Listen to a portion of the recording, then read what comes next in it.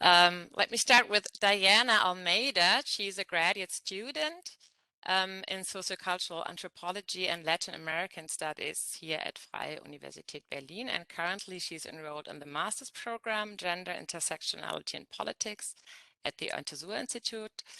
But Diana Almeida is also an activist. She's politically active and organized as a migrant woman of Abya Yala in Berlin.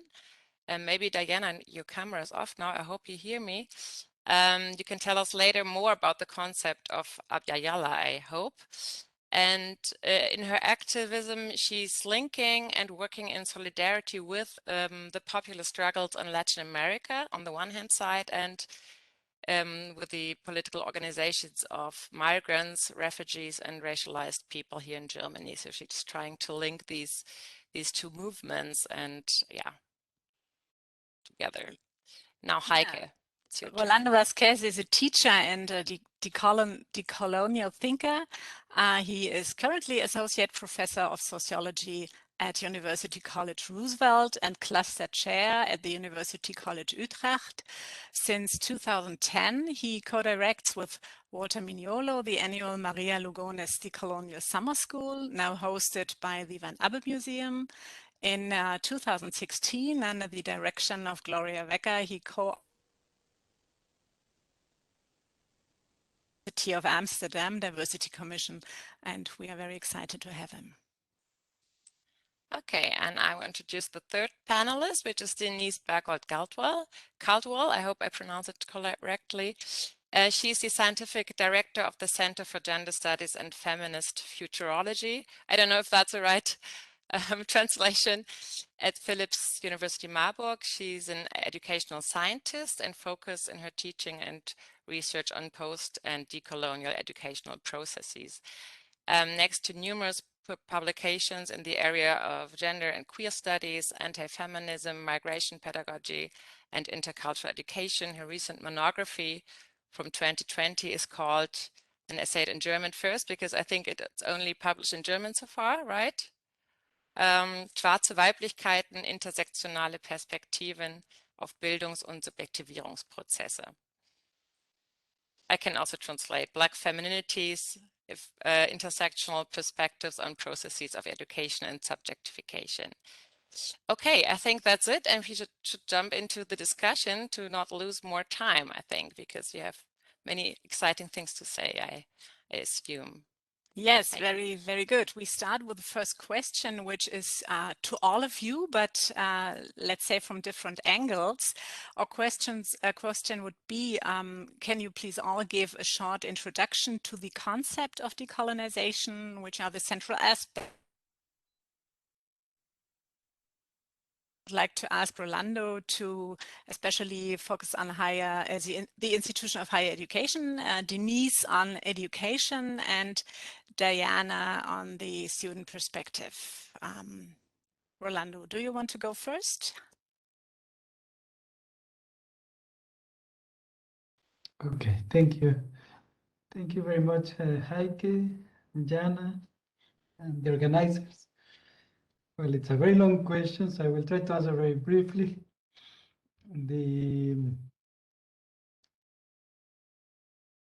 Well, I will speak about the decolonization of higher education in relation to the diversity report we did for the University of Amsterdam 5 years ago. It got published 2016. This is the report. You can find it online to download under direction of Professor Gloria Baker. And this report was very innovative in combining intersectional perspectives with decoloniality. And it looked at decolonization of education in a multi-level approach. I will tell it in three main questions. The first question is the who of the university. Who are the students? Is the university really serving the population where the university is? In the case of Amsterdam, is this a city that is multicultural, highly diverse, but the university is not.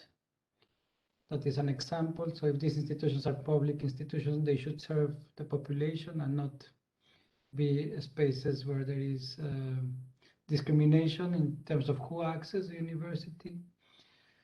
The question of the who also has to do with who is teaching, who has professorships, who are the deans, but also who is cleaning, who is cooking, who is taking care of the security in the university.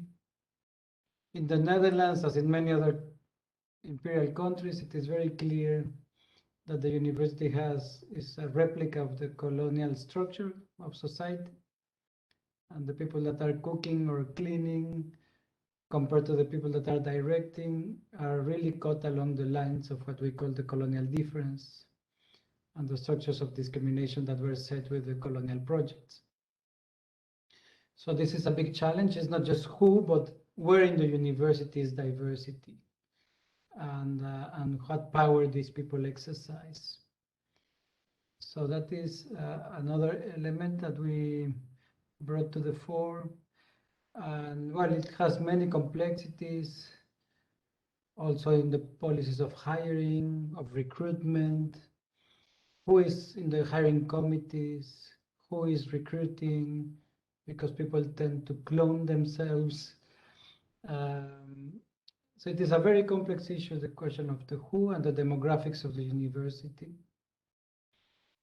Now, that is obviously insufficient to decolonize the institution. We need to speak about the what, and that is what we are teaching, the curriculum. I mean, we know all the movements that are questioning why my curriculum is white.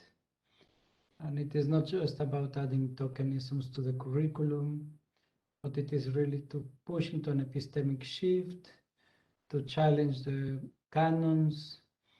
And maybe I'll have time to extend this question, but the strong argument of positioning the canon. If we are teaching the classics of a discipline, then we need to position them to show the limits of their knowledge, to show how they are positioned along what we call the colonial difference.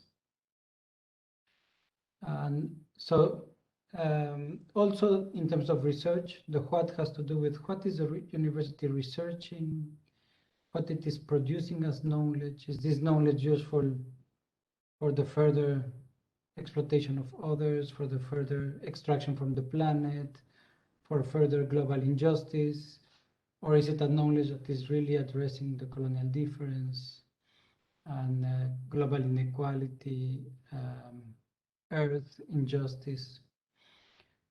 So the what is very fundamental, especially when we see a growing neoliberal university that gets funding from corporate interests, for example, and from interests of the state as well, that are often not aligned with inclusion and climate justice. Because it is clear for us that the colonial divide is the marker of a system or of a civilizational model that is responsible for both social injustice and climate injustice. So for us, the university has to respond to the ethical question of being complicit with the suffering of others and with the destruction of the earth.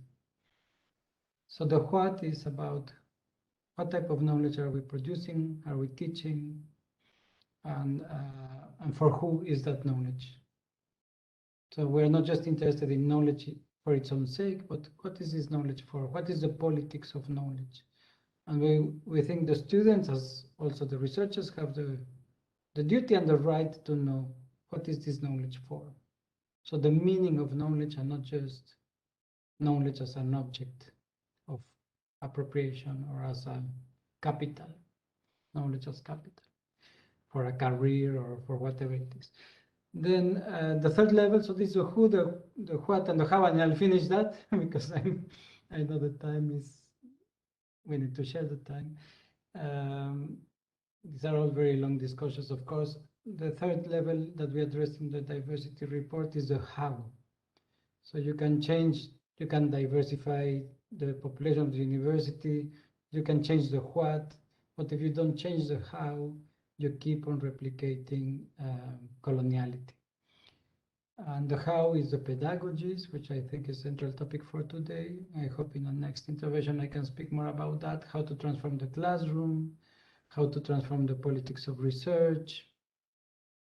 And we had, for example, we found in our empirical research on University of Amsterdam teachers that had a curriculum to teach that was non-white, for example, in Caribbean literature, but that they were teaching in a very racist way.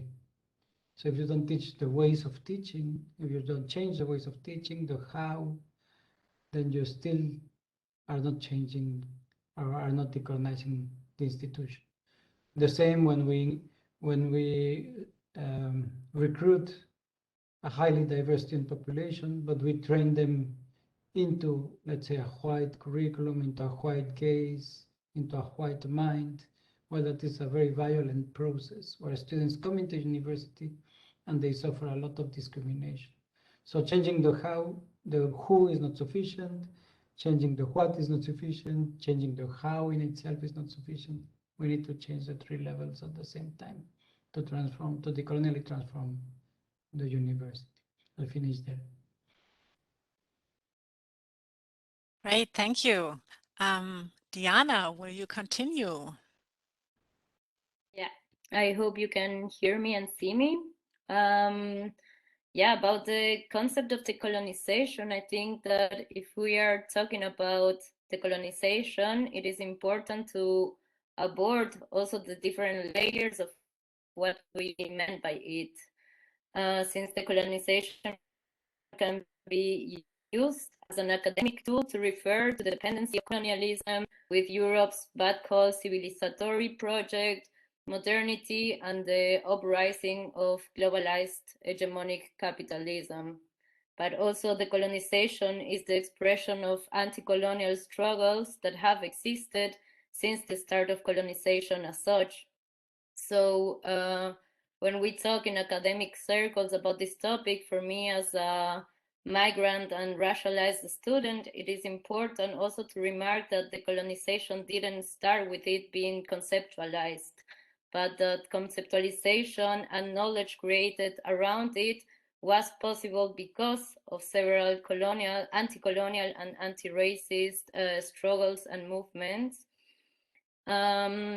Yeah, anti-colonialism is a political project, and in the academy we have to find ways of not letting the political character of it getting lost. I think we still have a lot to learn from what decoloniality and anti-coloniality can teach us, also outside of our academical and so-called scientific standards. For me, also as a migrant student, it has been absolutely important to combine my studies and my political activism and organization, because my activism and the contact with current and past struggles is what gives me and my process of learning and investigating a congruent horizon. I come from a social and cultural anthropology background, and having studied anthropology and social sciences, I think I am always questioning how I relate to the subjects and process that interests me, and I believe that is the core of what anti-colonialist and anti-racist projects have always tried to thematize, and that is that they are, or we are, political subjects and not objects of research for an Eurocentric academy. And yeah, I think we are still in a long process of dismantling how colonialism has permeated our entire way of perceiving the world as such. And I think that as people who inhabit the academy, we have to be aware that we are still in that process, and that by understanding the colonial theories, we are not exempt from repeating colonial power dynamics. Just like to conclude, I would like to quote Silvia Rivera Cosicanqui, a Bolivian sociologist, activist, and theorist, when she states that the colonial thinking is a trend, the post-colonial is a desire or a wish, and the anti-colonial is a constant struggle. With this quote, I think what Silvia Rivera Cusicanqui means is that the colonial theory uses and reinterprets process of struggle, but it needs to make a focus on the agency of it, and actually try to impose this direct participation and conscious participation in the processes of knowledge production. And yeah. Thank you, Diana. Thank you very much. So, Denise, it's your turn from the education perspective. Here you go. So I think I don't have really much to offer more because the how and the what and the subject is already mentioned by Rolando, and that it has to be political is already mentioned by Diana. So I could just say, okay, that's it. But I tried to, yeah, look at it from an educational researcher perspective, based in Germany as a Black woman. For me, processes of education are really important to ask how they start and how they go on, because as you might know, the tradition in Germany is really, really in philosophy and Hegel and Kant. And so at one point, it turns out that to look at education and educational processes is somehow in itself colonial. And what is on that level a theoretical question is also a practical, how Rolando mentioned it, because we don't learn how to take care of each other. We don't learn what is meant with quilombas and what is meant with decolonial struggles and fights and all that. We don't learn about Black tradition. We just learn about math and I don't know, some subjects that are based in West white centered philosophy. And so for me, it's really important on a specific level to decolonize this philosophy and to engage with that and to fight against it. And also to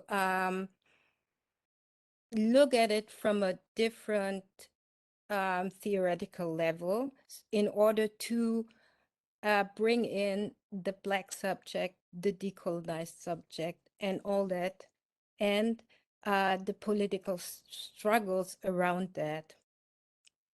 So, and decolonization is always in a process of education is also for me the question of desire and sexuality, because desire and sexuality are centered in that white subject also on a theoretical level, but it comes to a practical point where we learn how to be normal, how to have a normal sexuality, how to have how to engage in a capitalist neoliberal university. And so education, decolonial education also for me is to learn how to reconceptualize desire and how to reconceptualize gender and how to reconceptualize being in this world. So let me put it that way and stop. Thanks a lot. And sorry, my camera just turned off. It's tech-wise, it's not my day today.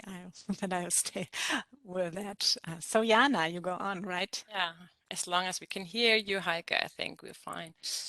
Yeah, thank you very much, Denise. I think I will stick with you for a moment because you said we don't learn how to take care of ourselves. So what I hear there is also a feminist or intersectional background. And also in your book, as I mentioned before, you focus on experiences of Black women or women of color. Whereas you, Diana, in your activism, I had the feeling that you follow more decolonial feminist agenda as well. So you both, could you maybe elaborate on in what way this feminist, especially Black feminist, decolonial feminist perspective broadens maybe the concept or the discussion of decolonization, or are there aspects that come into view that might otherwise be overlooked? Where would you like to, what is your main focus from a more feminist, Black feminist, decolonial feminist perspective? I don't know. Maybe Denise, you start because you just mentioned this care. I think that's also a very central concept there, and maybe you want to start and then give over to Diana. Yeah, I can start, but okay.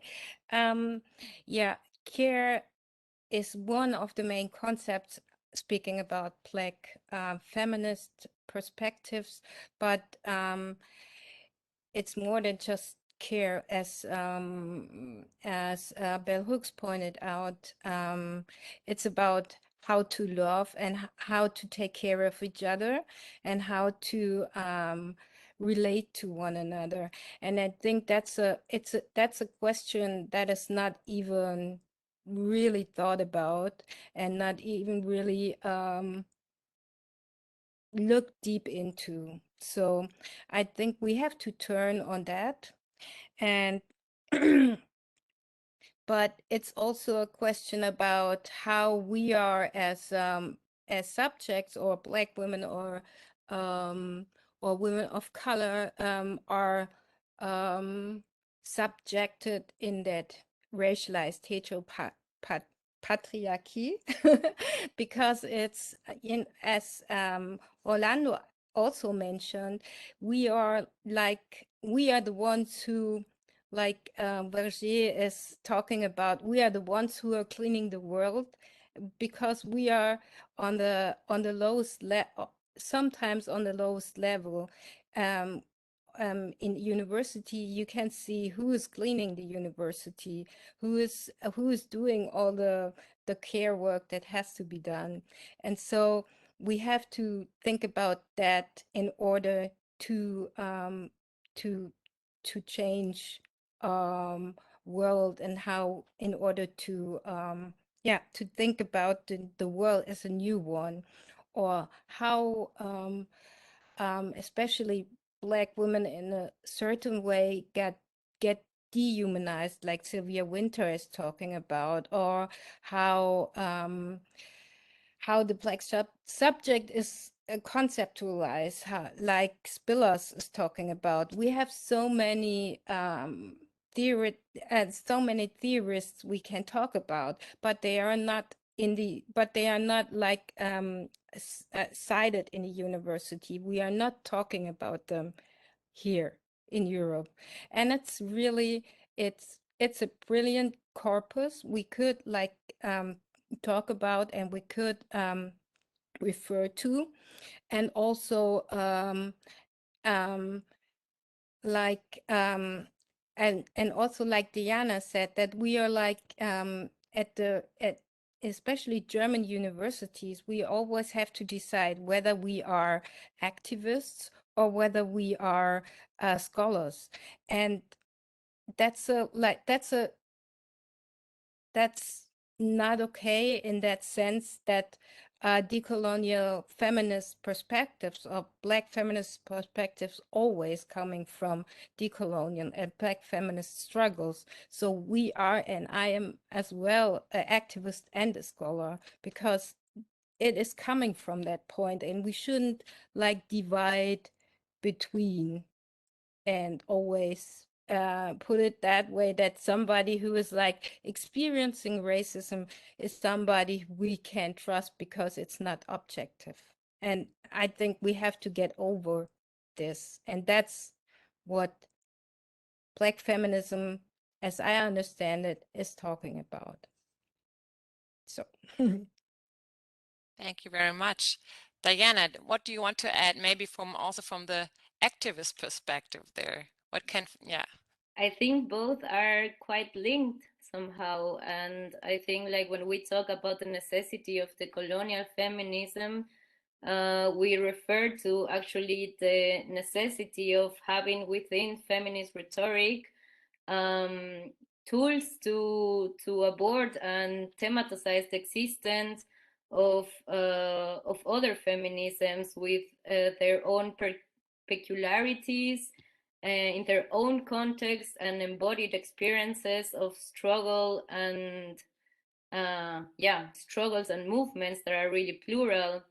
I think what we also refer when we talk about the colonial feminism is the necessity of giving a name that in certain point feminism also was hegemonic and white and didn't have the tools, the necessary tools to abroad the realities of women and feminized bodies that were going through a multiple level of struggle because of patriarchy, capitalism, neoliberalism, imperialism, all the isms that maybe were not thematized at first when feminism it becomes only about a gender question. I think as an activist, I think it is actually what we were already saying the whole time is actually linking this theory with centuries of struggle, right? Like that are also deeply anti-racist and anti-colonial. I can think like a point where my studies and my activism gets linked is also when we talk about anti-extractivism struggles, about thematicizing. When we talk about indigenous communities, we talk in general about, let's say, the Shuar people or the people of this community, and then under a decolonial and feminist perspective, we can ask, and the women of these communities, what happens with them, what happens with their body, what kind of other processes also happens through extractivist projects that that kind of creates new patriarchal hierarchies or creates new patriarchal dynamics inside of these specific contexts. And yeah, I think that is one of many links that we can make about it. And I think it's just understanding that this is not only theory, but this is our life theory based on the life experiences from people that are going through these processes, and that these processes are entangled in all our society spheres. Thank you very much. You have great answers. So I give over to Heike if it works, Heike. Yeah, I hope so. Yeah, we hear you. Good, great. So I have some add-on question for Rolando. Since you have experiences with the study at Uni Amsterdam, we would be interested. Does decolonization affect all disciplines? How does it look in the fields that are not the humanities and social sciences? Does it translate well to other subjects? What did you find out?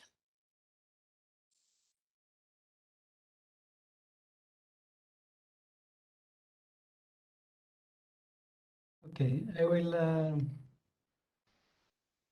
will get there hopefully, and I want also kind of contribute to the conversation on the importance of decolonial feminism that has been central for our work, particularly working with Maria Lugones and her thinking on the coloniality of gender and her pedagogical practices as well.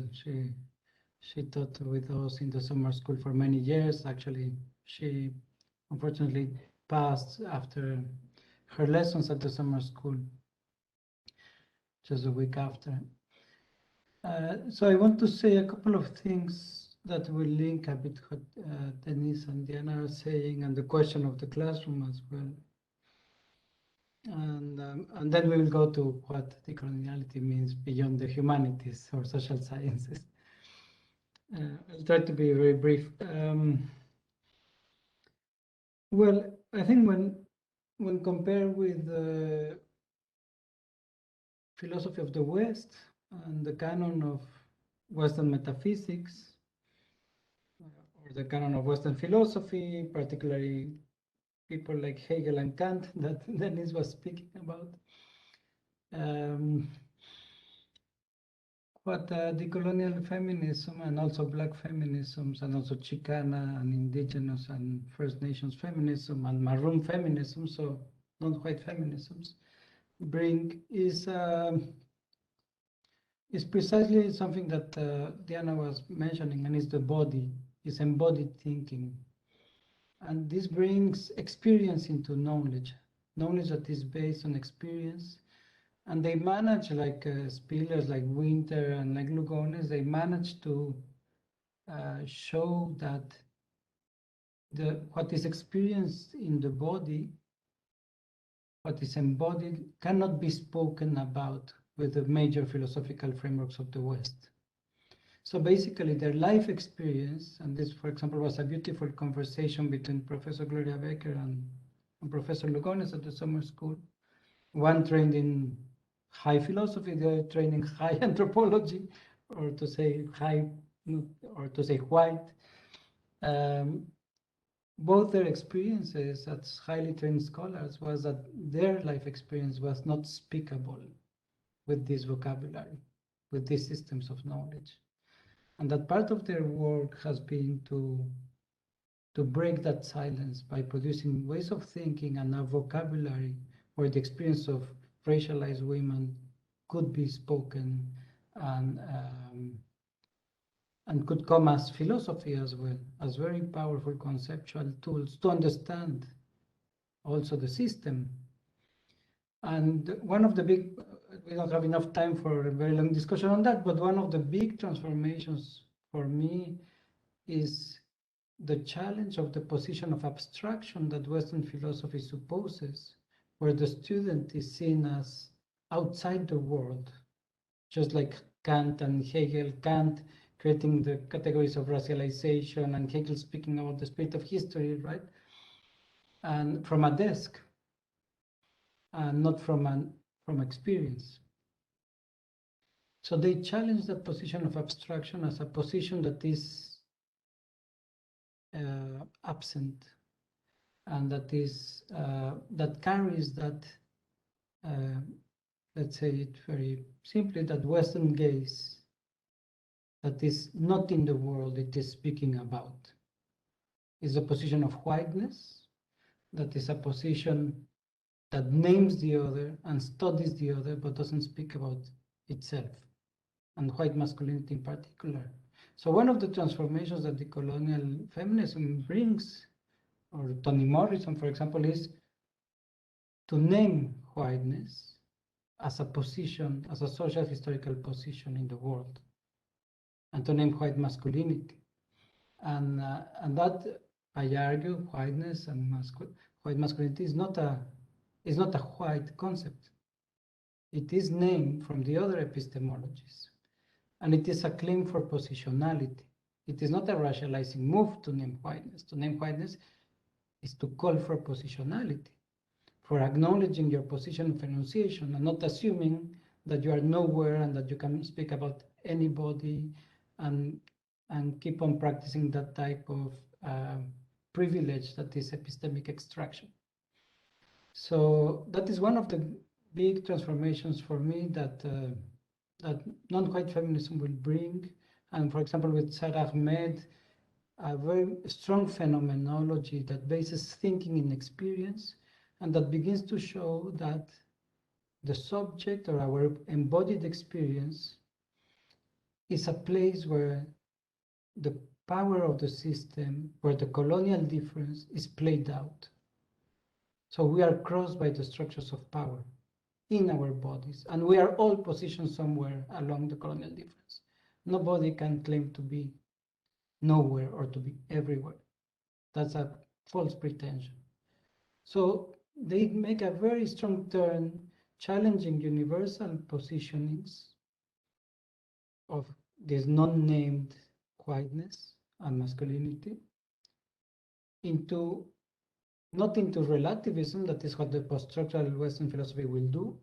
In the rejection of the universal position, they will move towards relative positions. In the decolonial turn, and not just decolonial, but also the Black and the Chicana, like with Ansaldúa, the turn is towards a position science, a more truthful science, here using the words of Donna Haraway, in which your knowledge becomes more truthful when it is positioned, when you recognize where you are speaking from. And whoever claims universality or claims to be absent to knowledge in this subject-object separation that Kant and Hegel are prime examples of, it's necessarily false and complicit with a dominant epistemology that is complicit with the erasure of other knowledges and other forms of existence. And here, of course, the contribution of Maria Lugones, and I have to stop, but is the coloniality of gender, and to show that gender is something that belongs to whiteness, to the socializable difference in the white side of civilization. Because the people that were enslaved, they were not gendered, they were animalized. So gender becomes the exclusivity of the metropolitan system, of the system of domination.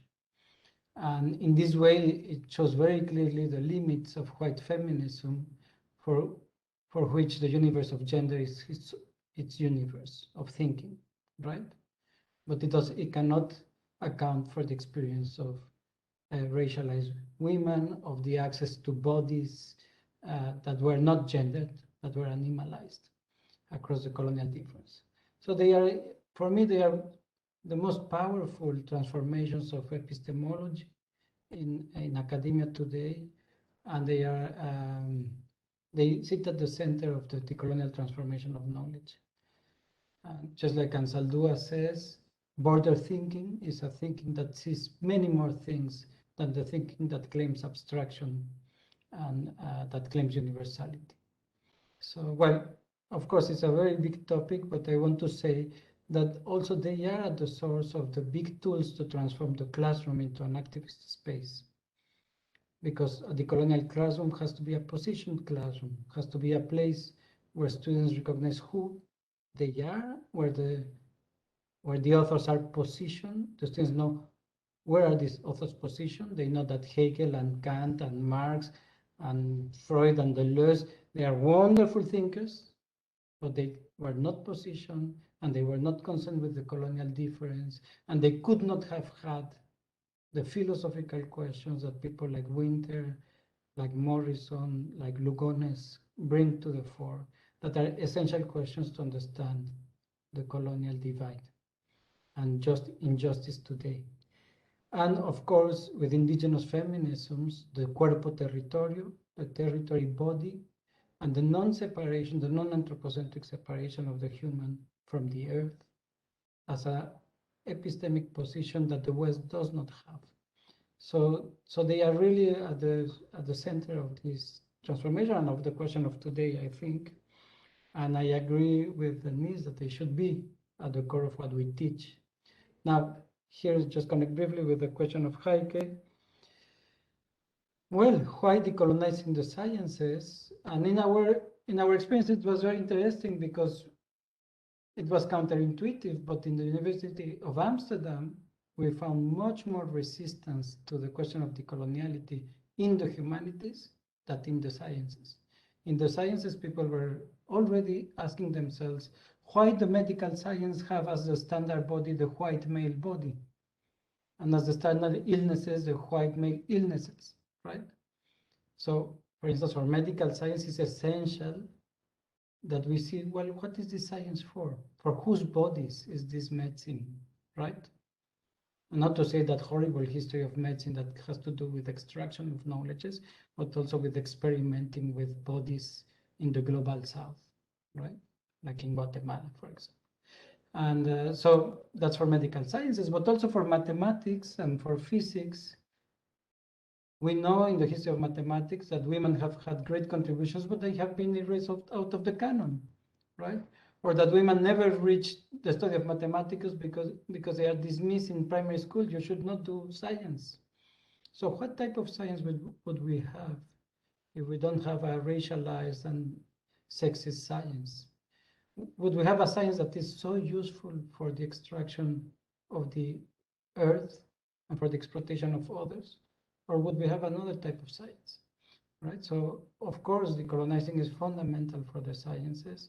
And fortunately, the conversations with scientists are much more open than with people that protects the canon of history and things like that. So thank you very much. Yeah, what an interesting information. Thanks you. Thank you very much.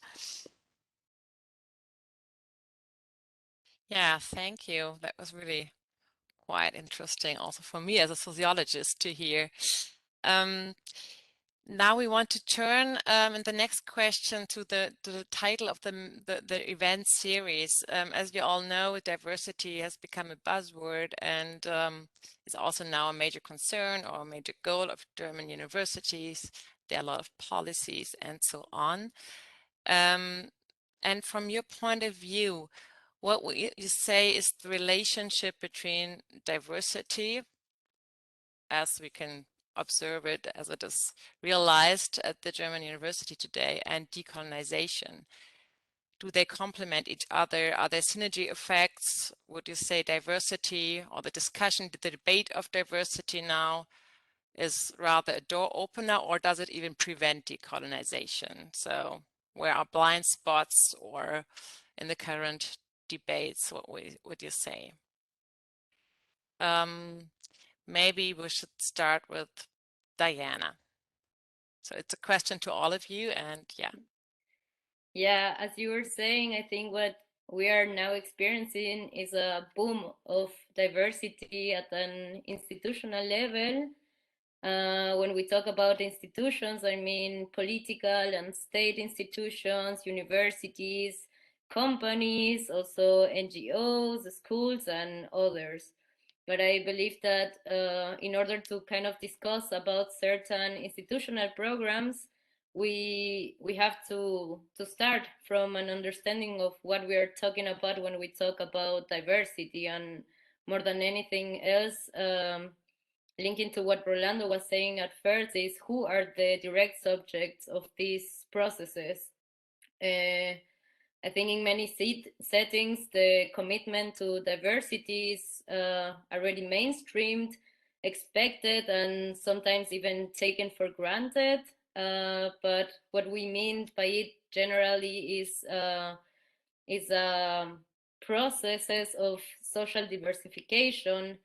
And despite its many imprecisions, the impacts of the diversity corpus entail a transformation of the social imaginary. So maybe we can grasp diversity as a dehomogenization of social imaginaries in our communities of belonging.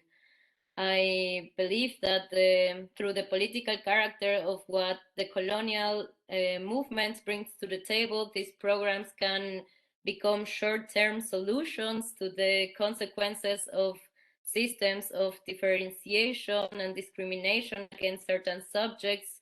However, I believe that when we speak about diversity as a solution, it is important to understand that the institutions in which these programs are implemented are not exempt from reproducing these same power relations that are found outside of them.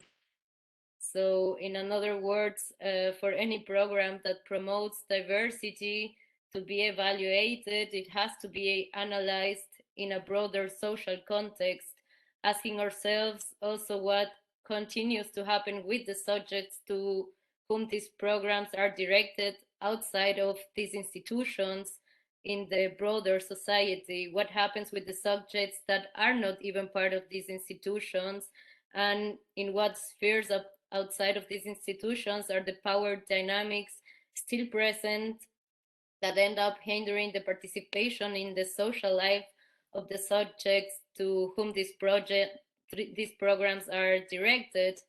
And I think this is kind of the core of the matter, to understand that micro solutions in institutions isolated from their social context are not sufficient to respond to structural and globalized problems caused by processes of exploitation and expropriation over centuries.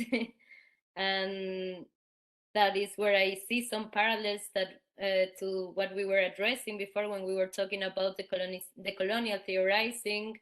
We have to understand that in order for these programs to go further, there has to be a structural change that creates actually the conditions for a truly equitative participation, recognition and inclusion in all spheres of society. And for this to happen, we have to comprehend that these political processes are anti-hegemonic projects that in many cases are seen as uncomfortable for the power structures that sustain the very institutions that are trying to promote these diversity programs. And that's where I link what Rolando was saying before, that inside of social studies, we have this presence of the colonial thinking, and there you see how these both come kind of in conflict, because they are actually questioning questioning the pillars for at where this academic is standing as such. So I think, yeah, it's like entangled with the reality in which the institutions that are trying to push these projects are also present. And it's not that we are, a program can be analyzed in a social vacuum. Thank you very much. Denise, you want to go next? Yeah, I can. I mean, I totally agree with what Diana said, especially who is kept outside of the university, and with these diversity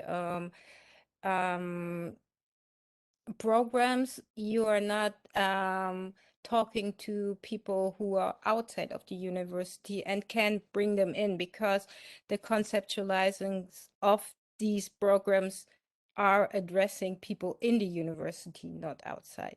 And so if you want to change something with that, you have to, or in order to change who can participate at the university and who can work at the university or who can contribute to the university, you have to start at the other level, I guess. Or I really think so. But this is one point.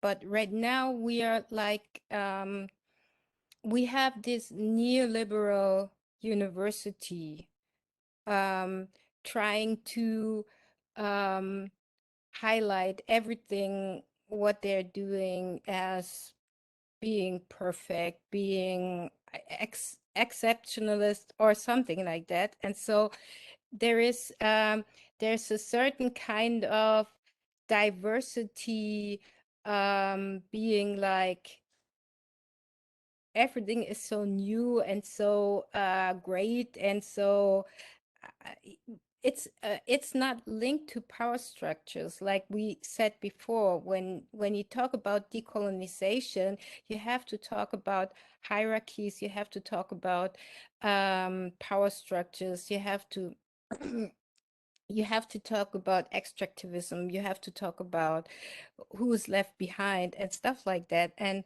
this neoliberal university isn't doing that. And so that is in itself something that keeps these subjects out, because I don't know, yeah, it's like that. And then there is another point I want to speak about. It's what Sarah Ahmed, she also has a talk today afterwards in Berlin, and what she's talking about, and talking about complaint, because it's not possible to do the complaining in the institutions or in the university with this desire to diversify, because it's if somebody complains, that's how she's saying it, or that's how I heard it. If somebody is like complaining, I don't get included. I experience racism, I experience sexism and everything like that, then you are the complainer. And there is no level where you can really dig into the power structure and change the power structure, so that the so that the person that is complaining not is just the complainer, but the structure is changing. And that is not addressed with some diversity programs. But there is one concept that's called critical literacy, and it's like dealing with diversity on a level of power structure. And I think that's maybe could be a way to go forward and to change something, and to to come to a point. I think there is so much there are so much influences. If we can like really diversify the institution, and it could be a door opener when you do it on every level, change the subject, change the knowledge, change so much, then it could be a door opener. But if you just do it on the one level, like Rolando said, it is a door opener for something we don't want to have. Then it's just like everything in German is alles so schön bunt hier. It's like everything is nice, and all people are different, and yeah, but do we want that? That's the question. Yeah. Thank you very much. It looks different, but it stays the same. The system stays the same, like this, right?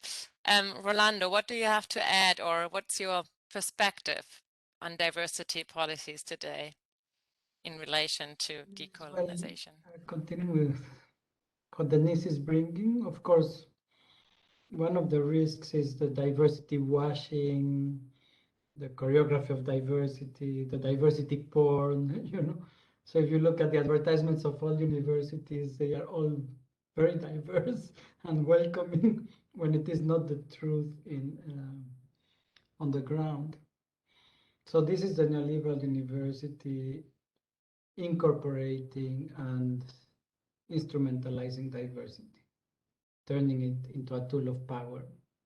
So this is where the connection with decoloniality is so important, at least in our view. And in the experience of the struggle in the Netherlands, it was very clear that the anti-racist struggle in the Netherlands is very old, as long as the Dutch Empire.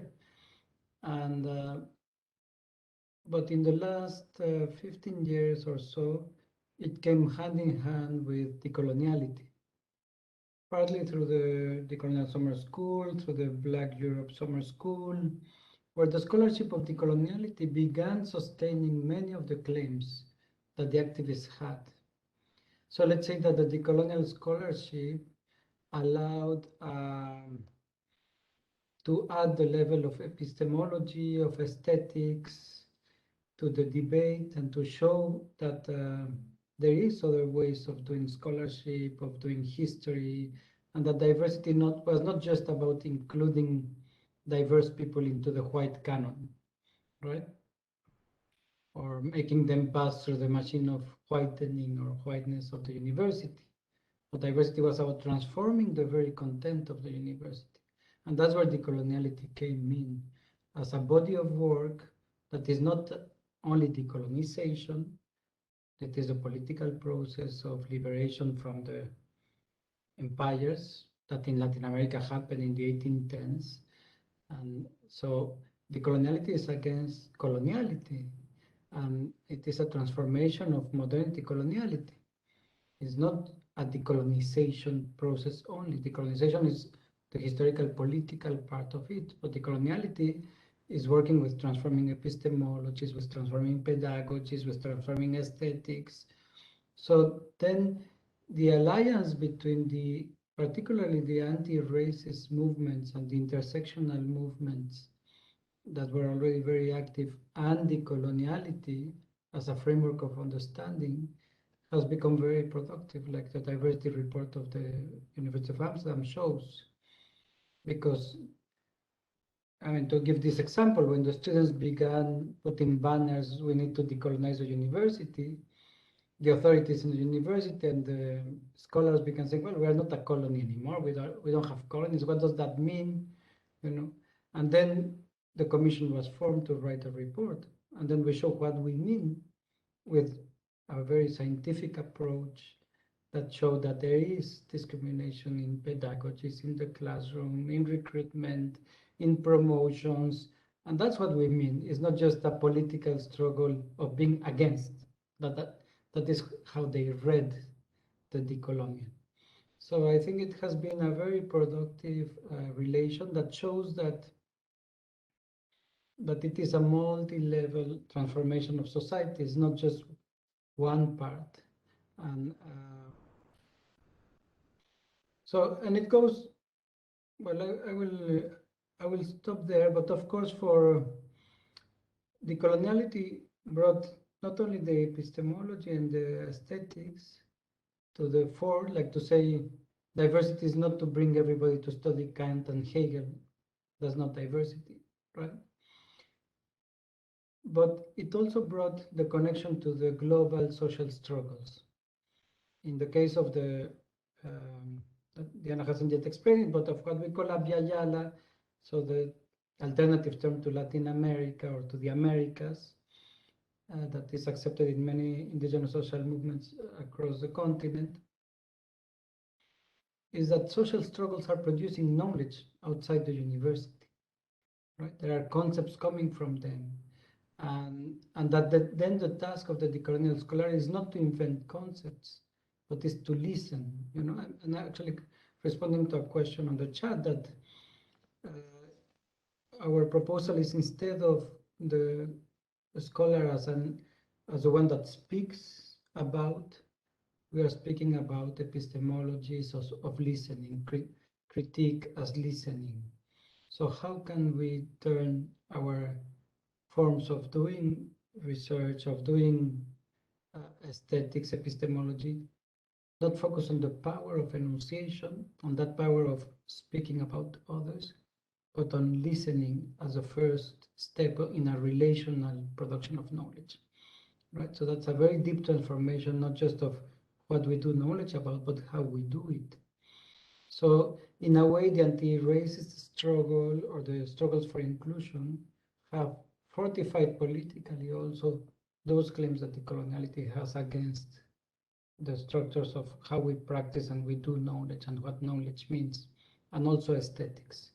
So it has been a very strong coalitional formation that yes, it's becoming a fashion, that yes, it's being co-opted and is being instrumentalized, but because it comes from the student movements, these questions are not going away. The students are asking in every classroom, why all my texts are from white males?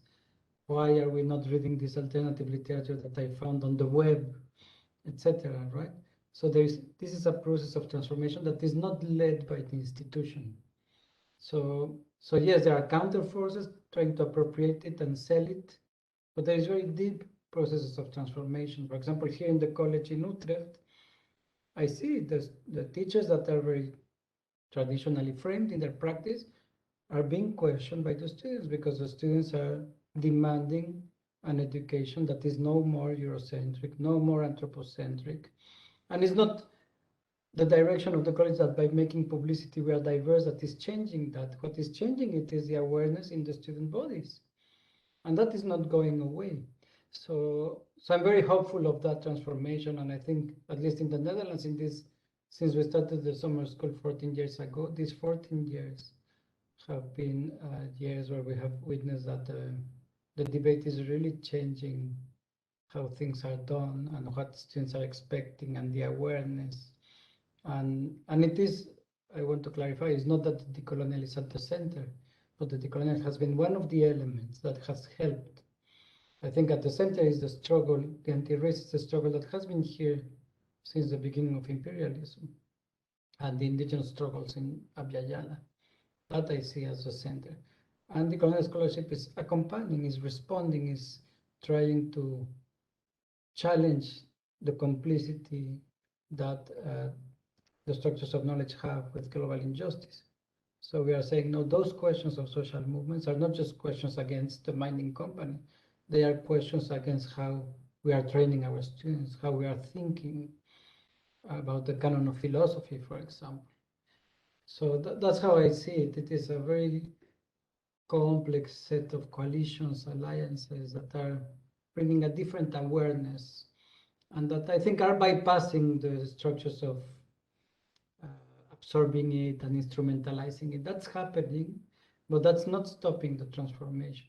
And the transformation is not in the institutional top. The transformation is in the students that are activists like Diana, that will not accept a class that is racist, and that will activate immediately a network, to call attention to that. So, and this was not the case in the Netherlands 20 years ago, and I'm quite sure in Germany is the same situation. So I have hopes for that okay, yes, it becomes a fashion, but there are deep transformations happening that are not in the pictures of the university.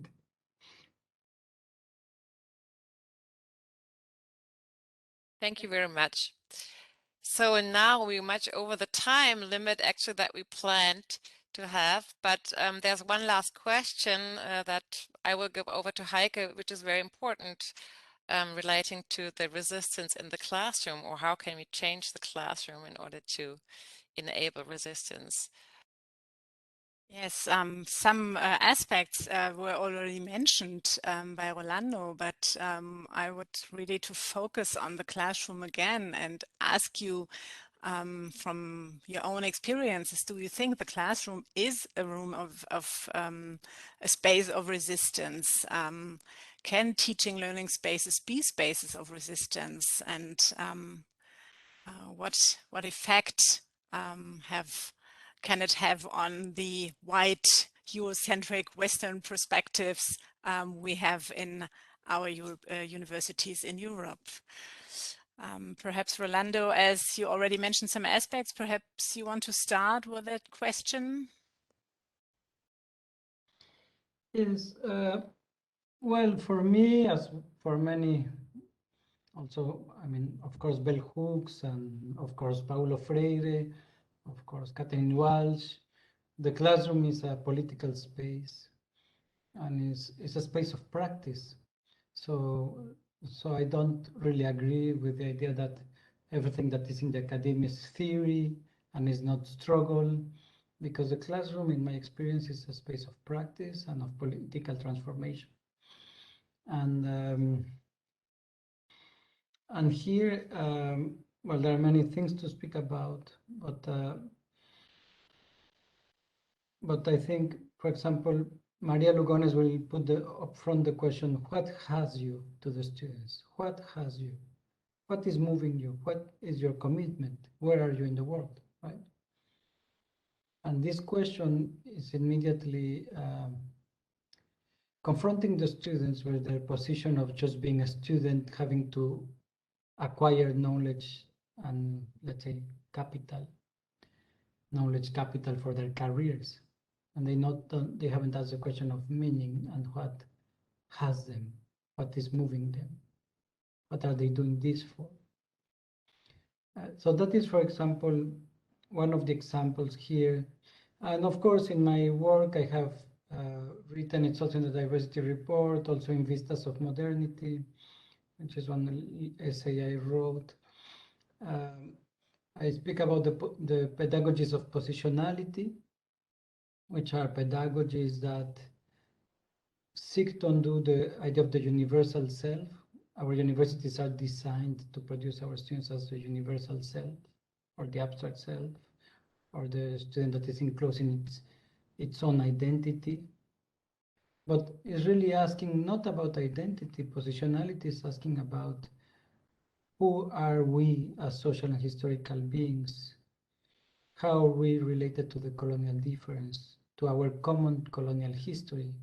No matter if you are in whiteness or if you are racialized, you have that common colonial history and you are somewhere in that relation.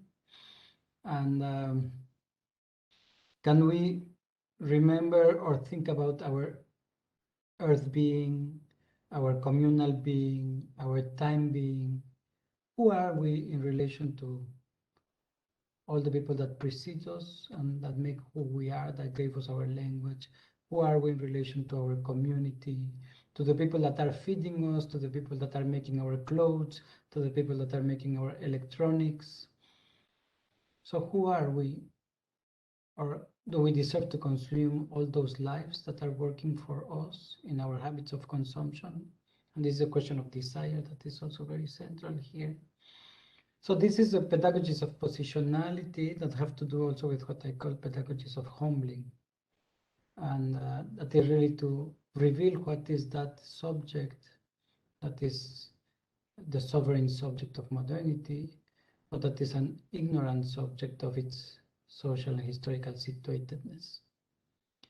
So pedagogies of positionality. Then there's the pedagogies of relationality that have to do with overcoming the individualized self, the enunciating self, and this whole structure of education that is a machinery of individualization, from the grading to the exercises in self-identity and all of that. And to move towards practices of listening, of receiving one another, of caring for each other. The classroom can be a space of that. Actually, the classroom is one of the most powerful spaces we have today in this society that is totally fragmented and individualized through consumption and social media. The classroom is one of the few spaces where people are coming together and where they can meet and learn each other. The learning each other. That can happen in the classroom.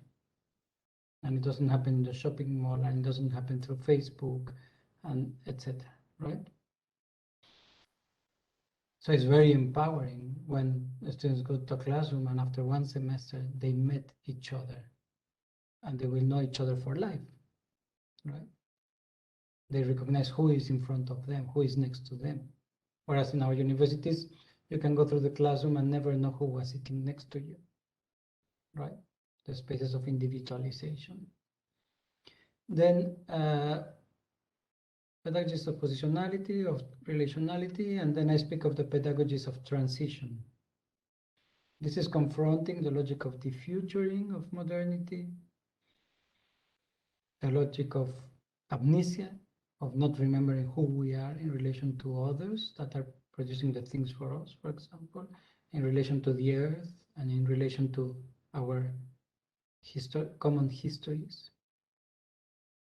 So it goes against individual teleologies, against career paths, this institutional life, because all these students are there because they went through admission saying they dream of an institutional path, horizon, having a career, including us as academics. We are surrounded by that logic, people seeking promotions, etc., which can be good, but it should not be the horizon of life, you know. If it happens, it's okay, and it should happen for some people that are discriminated against by the institutions, for sure. But what I mean by pedagogies of transition is how can we find the meaning outside the institutional framework? Yeah, and it has to do with the key decolonial concepts of delinking, of re-existence, of restitution, of repair, of reaching towards the plural self, exiting that tyranny of the single self, and worlding, becoming active in worlding our world, in being responsible for the world in which we live. Of course, that is only possible if you are positioned, if you know who you are, socially and historically, beyond your identity, and it's only possible in relation to others, through relationality. So our horizon of this political activation of the classroom is transition. It's how we can begin producing alternative realities to beyond the limits of imagination that academia imposes on us, that institutional life imposes on us. So yes, for me, the classroom is a very big space of political transformation and activism. Yeah, thank you very much, Rolando. This is very empowering and positive. Thank you. Denise, what is your view on the classroom? I'm really sorry. I think my words are not so empowering, but I think, yes, the classroom is a big moment for political transformation, as Rolando said it. But for me, coming from an activist perspective, I learned more of transformation and could do more for world transformation in being on the road and talking to people who try to come to the institution or to engage with people on on another level, to really have a talk about their needs and have a talk about concerns and everything like that. And so, yes, I think the classroom is one point of changing society and going forward from within inside the institution.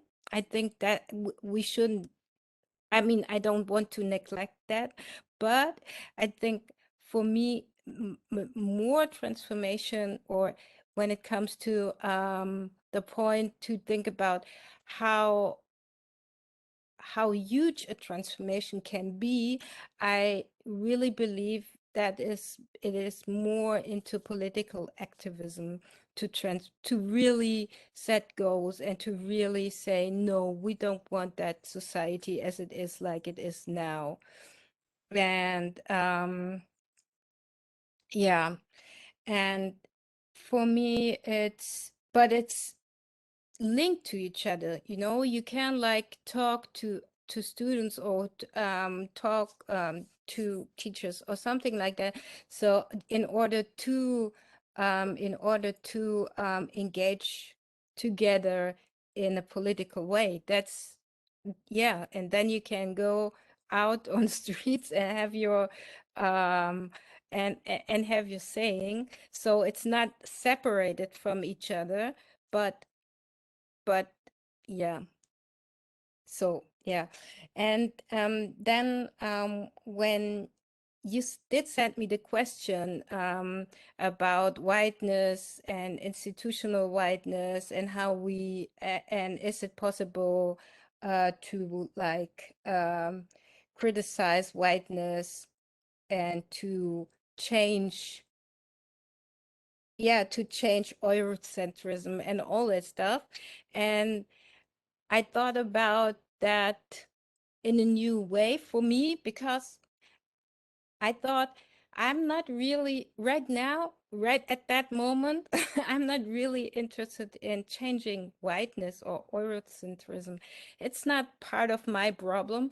I want to bring in this knowledge from scholars of color, and I want to bring in the Black subjects, and I want to bring in these theories and to talk about these theories when we talk about classroom. A side effect is criticizing whiteness, but that's not like it's not my goal, or it's not in my interest right now. It happens when I bring in all these other philosophers, educational researchers like bell hooks, and all of them. But yeah, to criticize it, it's not in my desire. So yeah, for me it's important to these questions and to quote those people in order to decentralize the white subject, whiteness, and Eurocentrism. And yeah, and so I think, well, just let me leave it like that. Okay, so I hand over to Diana, right? Thank you. Great. Yeah. Thank you. Yeah, I believe, like, regarding the questions of classrooms being places of resistance, I believe that we have the responsibility to turn them into spaces of resistance. I don't see them as places that per se are places of resistance, but we as subjects that inhabit these different places and spheres have the responsibility of acting on it. And as a migrant student, I am actually grateful for having been able to participate in different learning processes, as Denise was saying, also outside of the academia, but also inside of the academia, with really positioned docents that actually brought some of the problematics into the classrooms, and those were actually these learn processes that I found really nutritious for my my life. And yeah, I still want to emphasize the fact that that in order to call this something as a place of a resistance, it has to be linked to anti-hegemonic political process, both inside and outside of the academy. And kind of linking to the last question about diversity in institutions as universities, is actually linking the university to the social context that it is part of. I think also that I agree on the point that revolutionary theory and practice have to be together, sistered with each other, since without theory, the practice wouldn't have the necessary depth to understand certain patterns and processes, but also without the practice, the theory will be empty and left without the material condition of actually being able to promote a process of change and transformation.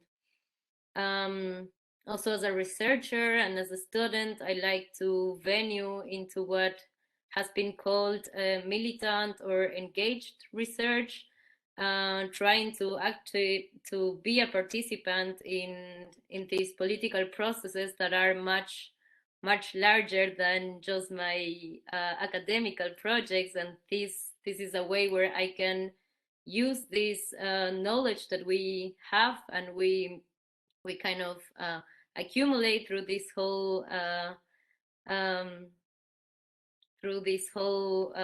academic phase of our lives, to put it in use of certain processes. Also, like, not being the person in the academy that is interested in a social phenomenon and wants to research about it, but maybe stepping a little bit back and being asked where I can help, where this whole knowledge and social and cultural capital I have been accumulated could be for use for different processes.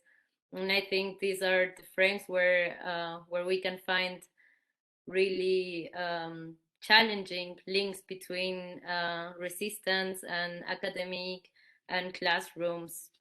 I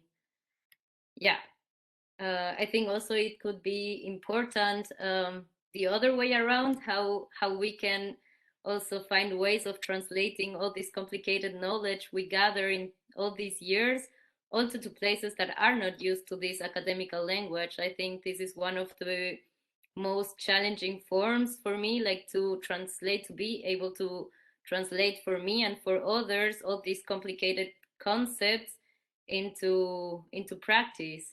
And I think this is also like something we can try to do in a classroom, also asking and not giving for granted, oh my god, everybody has this knowledge capital and everybody should be able to follow up. Sometimes we don't, and sometimes we have to question, like, hey, we cannot expect that everybody has the same knowledge about everything, and it's okay to ask, it's okay to question. And yeah, I also find it interesting the places of organization, not necessarily inside of the classroom, but inside of the university.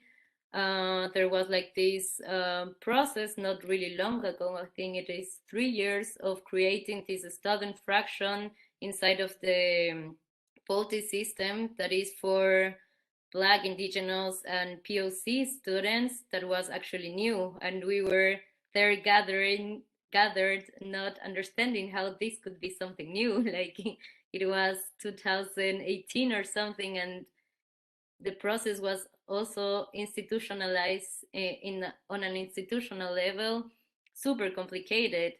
Also having these diversity programs and so on, it was super challenging for the persons trying to impose this self-organized group inside of academic and universitary institutions, a project that is self-organized and self-defined as anti-racist. So for me, that was also like a really important moment to learn how the university as such is also an institution that can be challenged by such a things. Thanks a lot, Diana. Okay, actually we have planned now 10 minutes for you to ask each other question, but because we have problems with the time, it's already 5:30 almost. And I think it's also important to get engaged with the participants. We would suggest now that we take a 4-minute break until 5:30.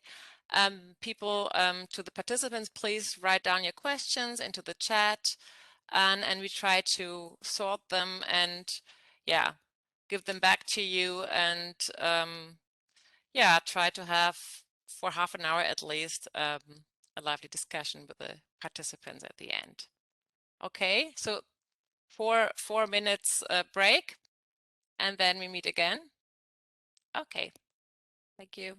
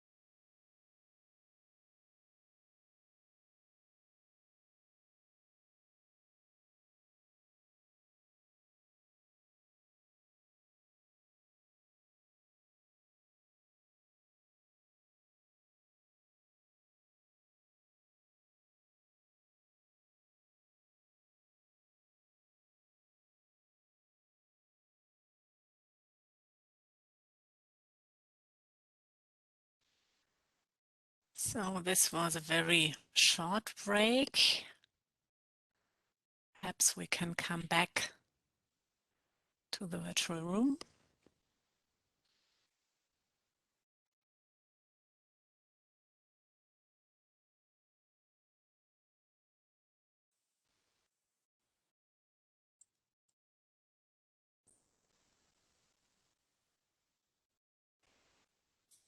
So we received several questions in the chat, and the first one is on the urgency of the decolonial matter and why it could be urgent. So we touched the topic, but perhaps each and every one of you could just say 1 or 2 sentences on this question. I don't know, Diana, do you feel ready to start? Yeah, I can start. I haven't do some notes, but maybe I can just start, and the other panelists can complete a little bit what I'm thinking. What is the urgency of the decolonial matter? I think that the colonial matter as such is, as we have been saying the whole time, is linked to social struggles and movements that are actually claiming against this differentiation and discriminatory systems to which they have been confronted since the colonial act, the colonial process as such. So if we think about the coloniality in a practical way, we are talking about the lives of racialized Black indigenous people that are dealing actually with the consequences of what the colonization process as such meant and continues meeting. I mean, like now we talk about capitalism, extractivism, which are deeply entangled in colonial relationships. So I think the urgency is actually an accumulated urgency on dealing against these structures of power and structures of differentiations that end up vulnerating and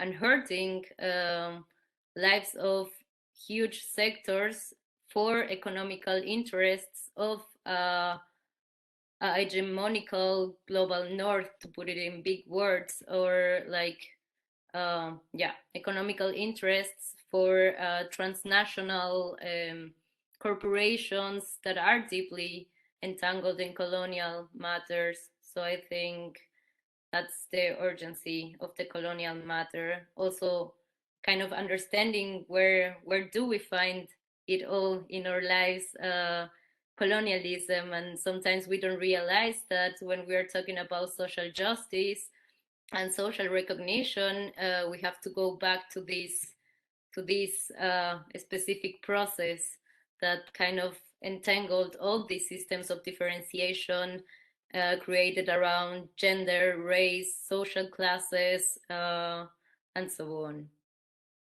Yeah, thank you, Diana. Denise, do you also see an accumulated urgency? Yes, of course. We are losing our world. I mean, climate change and all the aspects of people are dying in the Middle Sea or in several oceans. This is really urgent. I mean, it's like life-threatening. So there is nothing more to say. I think there is nothing more to say, and that's why it is really urgent. Yeah, thank you. Orlando, do you have something to add?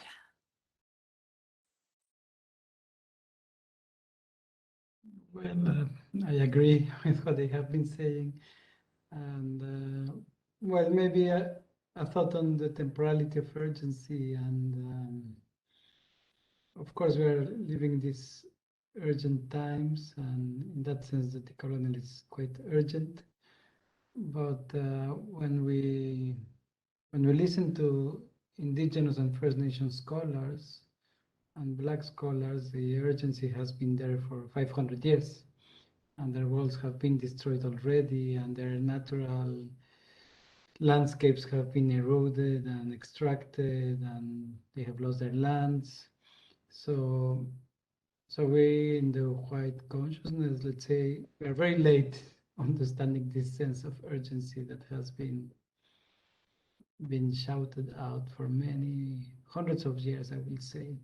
And in this way, the task of the decolonial is not just to respond to the immediate present urgency, but also to the task of healing, to the task of mourning, of things that have been lost and things that need repair that have happened many years ago. So yes, just to extend that urgency to the urgency of others that is not from the last 5, 10 years or 50 years when we began realizing the Anthropocene. It is, this realization is there in the consciousness of, I would say, of the majority of the people of the world that have been under coloniality. So it has been urgent for a long time already. Thank you. But not for the people in privilege, of course. Yeah. Thanks. Thank you very much. There was one question about the term critical literacy. If you could give a reference, Denise, but I think somebody else gave a reference, and I'm just trying. Is that the right one? Yeah. Okay. Yeah, So I think it's a real good reference where you can read about the concept of critical literacy. okay. But So this that's is okay. So I go on to the next question then. Rolando, did you plan to publish the report about the University of Amsterdam from the beginning, or so Melanie Bittner, she was wondering if the publication led to more accountability.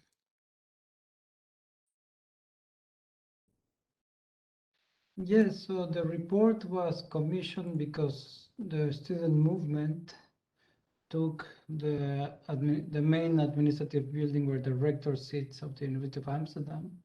It's called the Marden House. And they took the building for many months, and they were evicted by police force. But in the negotiations, the university agreed to create 4 commissions, and one was a diversity commission. So the report was commissioned by the university, but under student movement's pressure. So it was always thought that it would be published, but it was always thought that it was not going to be written for the administration, but it was going to be written from an intersectional feminist and decolonial perspective, and that it would become a tool for student movements. And up to this day, the student movements in Amsterdam and in other places in the Netherlands keep on using the report to say, well, where are these actions that you promised to do that are in the report? And so it has become a tool to sustain the struggles, because the university committed itself to implement the report, but it didn't. So, but we were never in the imagination that they will implement it immediately, but we thought we should. It was our moment to really speak, let's say, the truth, and to create this tool, and to the best of our knowledge, of course. And almost none of us, only one member of the commission, was partially employed at the university. So we were very autonomous. We could just write it in complete freedom. And that's why the report has that quality, because it was not written for the administration, and it was not done by employees of the university at the time. And we were very clear, members of the commission. So we had a big research team that we put together when the commission was formed, and part of the team included some of the students that were activists. So the consciousness of why the report was being done was always with us, and the importance of it for the struggle, and not just, let's say, an administrative tool. Because of course the risk of such a report is that it is commissioned, then it is printed, and then it's put on a drawer, and the university says, well, we already did that, we have the report, and we don't implement it. But yeah, we knew that was going to happen, but it has become an important tool, and it also has inspired many diversity processes in many universities outside the Netherlands. So yes, this shows that academic work can also work hand in hand with activism and political processes.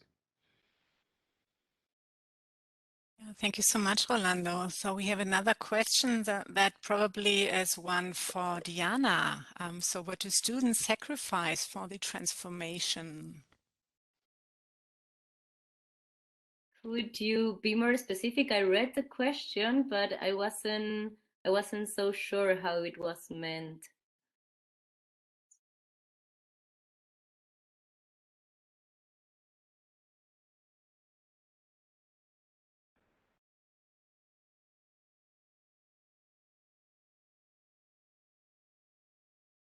Oh, sorry, I was muted. Perhaps you just say something on it, and if we get a specification, you can go on with that. Okay, I would interpret it like as being part of a process of transformation. If a student is positioned and kind of challenging some academical standards or academical canons, what does this positionality costs? That's the way how I will interpret the question, and I will say that is it's a constant struggle. Is of course it costs a lot of energy, and it costs to be the person that always have to address these topics somehow, and then we fall also into the rhetoric of the people being directly affected of certain power dynamics end up being the ones that does the reproductive work of explaining why certain things are violent. And I think this is like one of the costs that in order to address certain things that we will identify as structurally violent, in many occasions we end up being the persons that have to put a name on it and deal with the consequences of making this uncomfortable moment of maybe the person that was addressing this comment not recognizing that it was violent and even questioning why this was violent. So I think like it's on a personal level a really big emotional, I would say, challenge and not sacrifice that will be present in a lot of situations. Thank you. Thank you. The next question goes to Denise. You mentioned that to bring people from outside in academia, we would have to start at a different level, and the person would like to know, would like to have an example how to do this or how to start. Yeah, I can try to. There are some different examples. I would start with the class example. Right now, we are working in the University of Marburg. We are working at the diversity audit to become a university who's focusing on diversity. But if you go into diversity, or in the institution at university, so you can see there are who is coming to the university. First of all, I mean, children of migrants or children who are poor are like, I guess, 20% at the university at the student level. And if you go to higher levels, you will lose it. There is just 1% people who are becoming professors who came from a poor family. So you have to start at the level how you can talk to them outside at the university, how you can like talk to them to come inside to the university, how they feel themselves, or how they see themselves at the university. Our language is a language that is really exclusive, and so people tend not to come in the university. And I think it's a certain problem from German universities, but in other countries as well. And people with disabilities, they are not coming, or I mean, with bodily disabilities coming to universities, yes, but with disabilities on different levels, they are excluded out of universities in several universities, because there are so many barriers to come inside the university.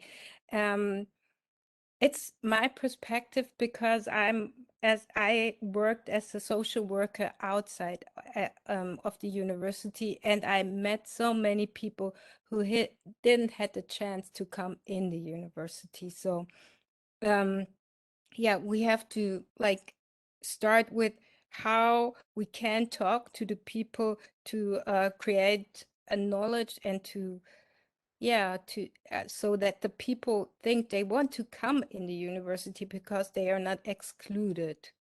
I don't know if I can make myself clear, but I try to.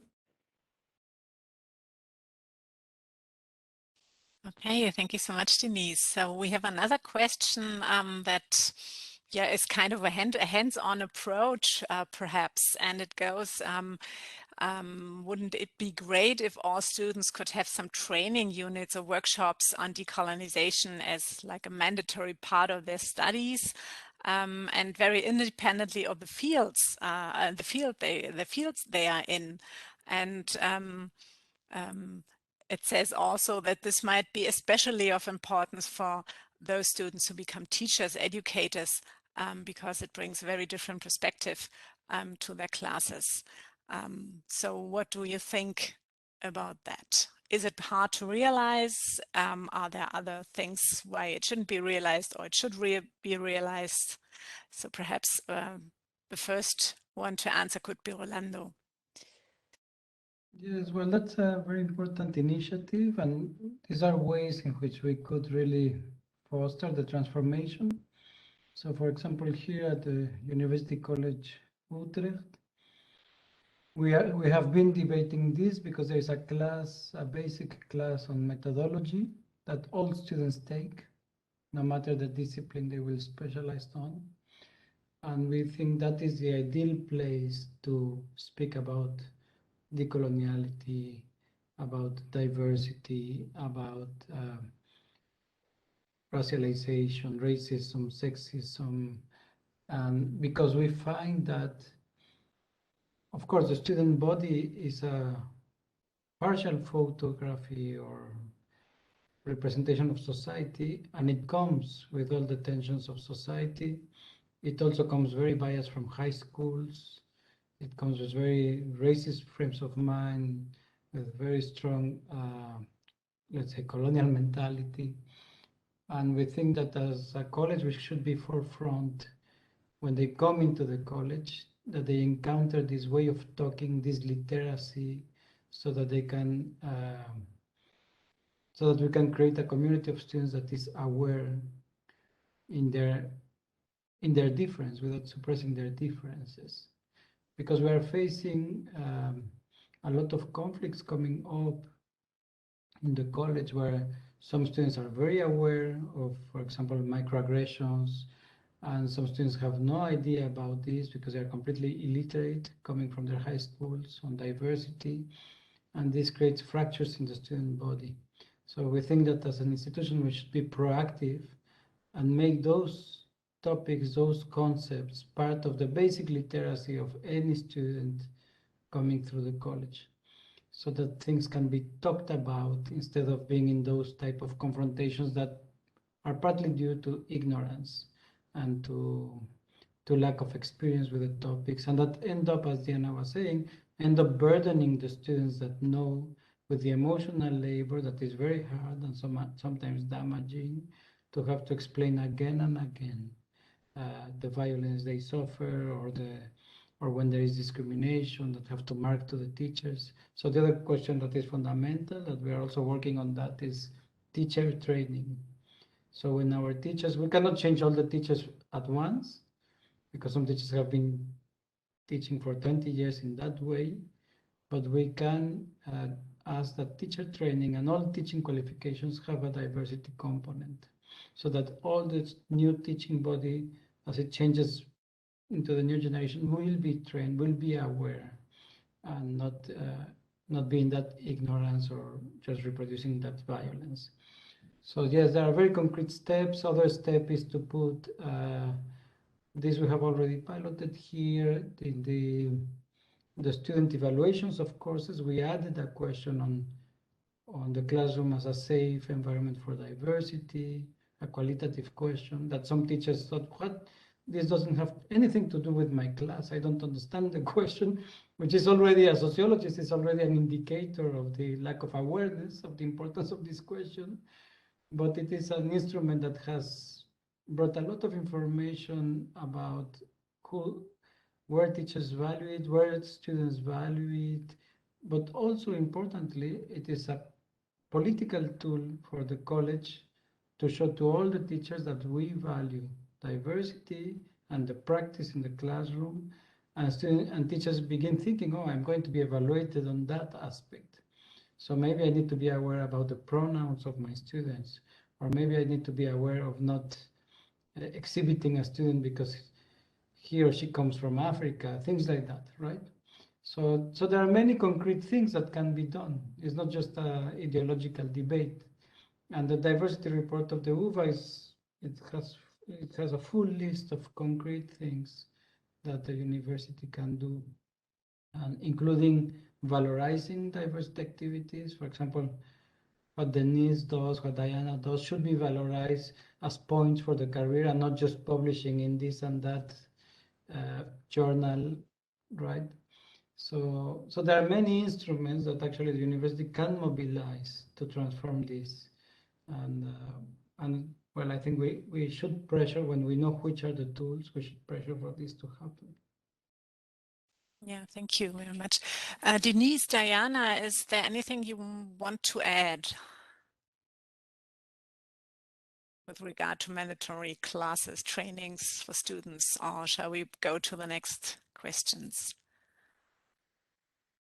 I don't know if the mandatory part will be like the part where I would concentrate, but as a student, what I have experienced as a really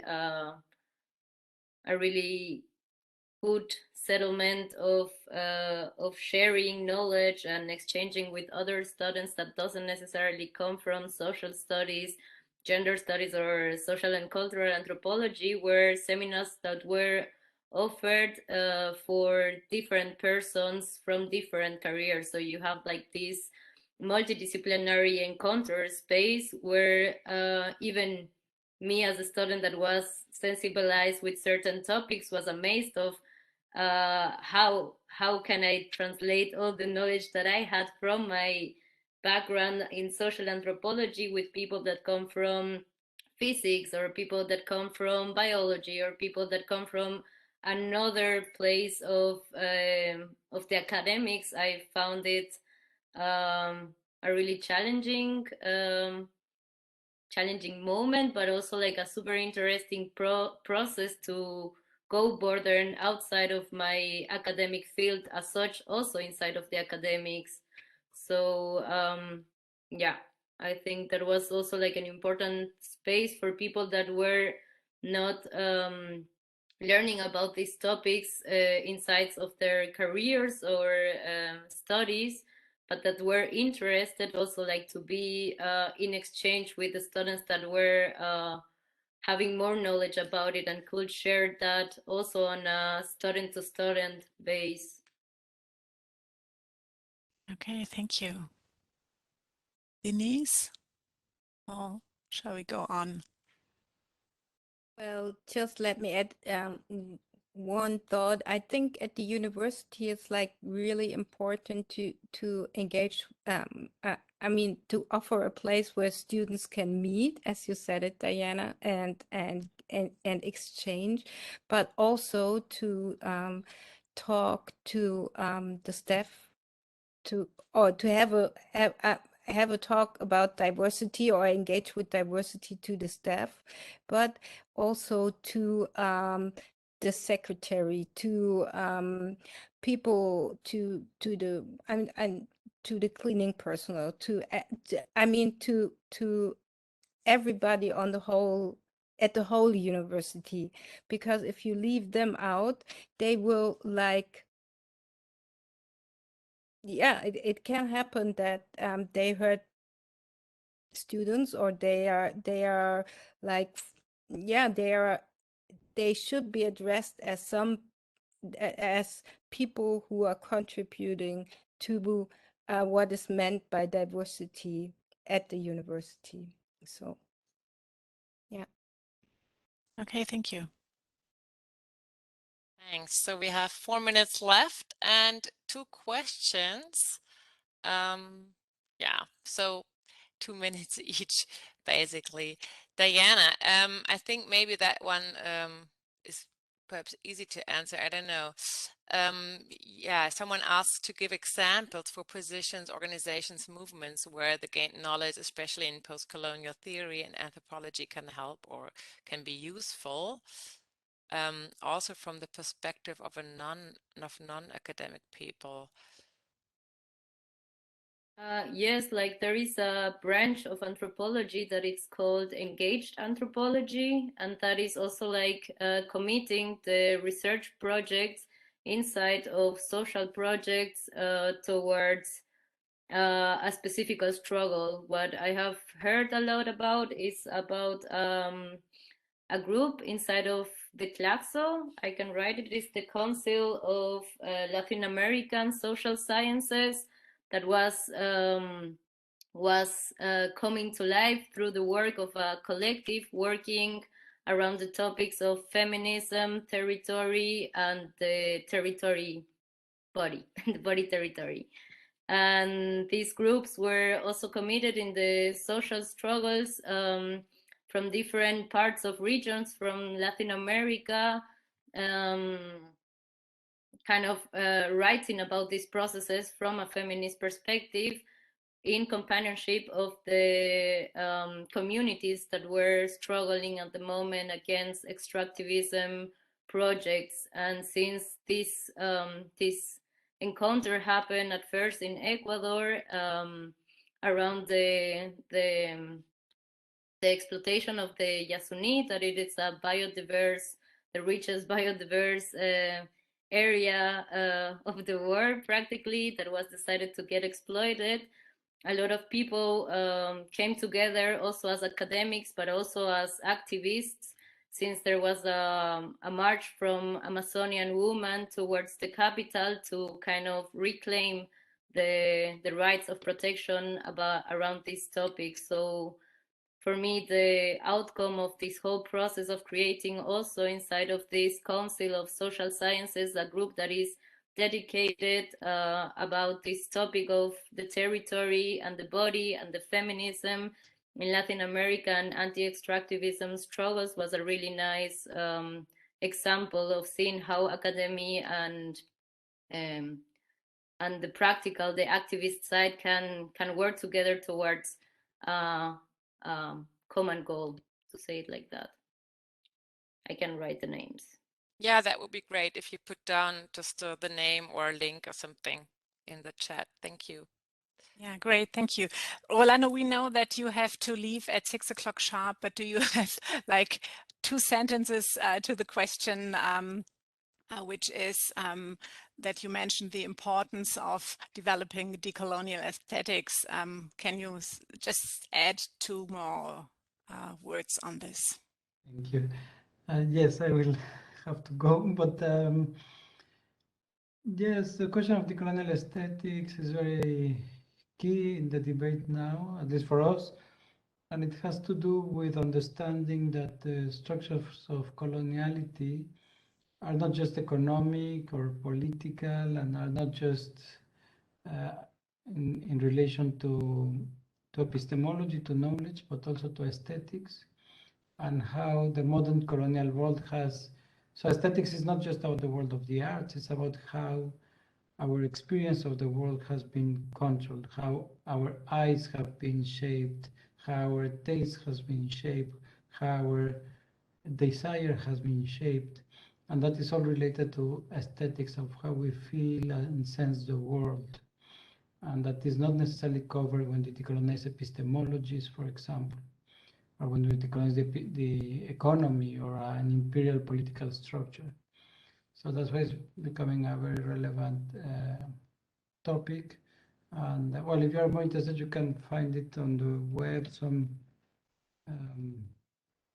discussions on it. And I wrote an essay called Vistas of Modernity that is about that, about decolonial aesthetics.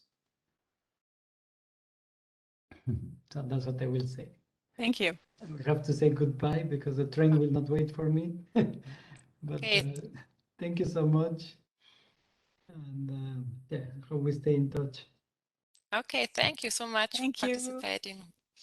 Bye-bye. And thank you all for listening and for this lively discussion and also these insights and empowering remarks. I had a lot of questions myself. I wrote down especially about language and class. So what kind of language to use, especially when looking to class differences. But anyways, maybe we can discuss this another time. I found this really, really empowering and interesting. And thank you so much for coming. And we will put the documentation on the YouTube channel for all the participants, who want to look at it again and listen to it again. Have a nice evening.